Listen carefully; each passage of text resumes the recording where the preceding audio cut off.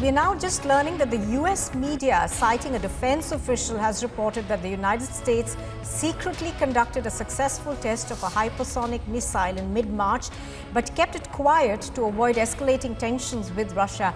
Washington was keeping quiet as the US President Joe Biden was going to be traveling to Europe. To remember that Joe Biden was on an extensive trip to Europe just about last week. Reportedly, the United States fired a hypersonic air-breathing weapon concept, HAWC, from a B-52 bomber. I'm going to go across to our newsroom in Mumbai, where Natasha is joining us. Natasha, good morning. Give us more details of this hypersonic air-breathing weapon concept that was launched from a B-52 bomber off the west coast. Nupur, now we've been hearing about Russia using hypersonic missiles in Ukraine. In fact, a lot of claims have been coming from the Ukrainians saying Russia has been using hypersonic missiles to in fact target Ukraine. But now this is a news that's just coming in from US. The US in fact has tested a hypersonic missile, like you just said, fired from a B-52 bomber, and they kept quiet about this. Now this claim has been coming from the media reports saying that US in fact did test this hypersonic missile, and they were quiet because Joe Biden was going to visit Europe, and between the conflict between Russia and Ukraine, they had to keep it under the wraps. But now these reports are coming in. In fact, Nupur, the details are that they secretly conducted a successful test of a hypersonic missile in mid-March. So in mid-March, but kept it quiet to avoid escalating tensions with Russia. That is the statement coming in.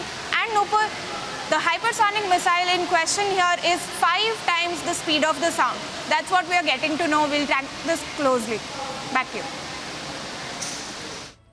Footage on the 3rd of April, that's last night. One of the policemen was attacked lying on the ground. He was attacked using a dagger, and this attack has been captured on camera. Horrific pictures have emerged, and police right now is saying they are not ruling out the terror angle, and that is why anti-terror squad has also been dropped in to investigate the entire case.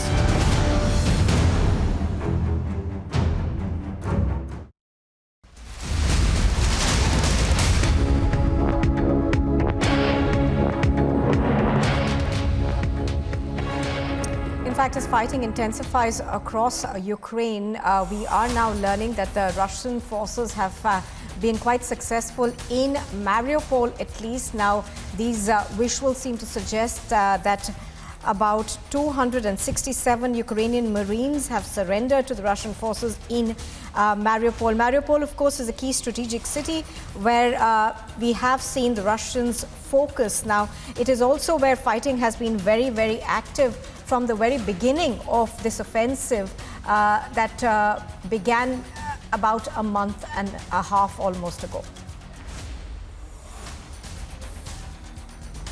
All right, so as you can see, of course, these are visuals that we are getting for you from Ukraine, particularly Mariupol, where we understand that Marines who were surrounded by Russian forces surrendered over there. Now, Mariupol is one of the cities where we have seen intensive fighting over the past few weeks.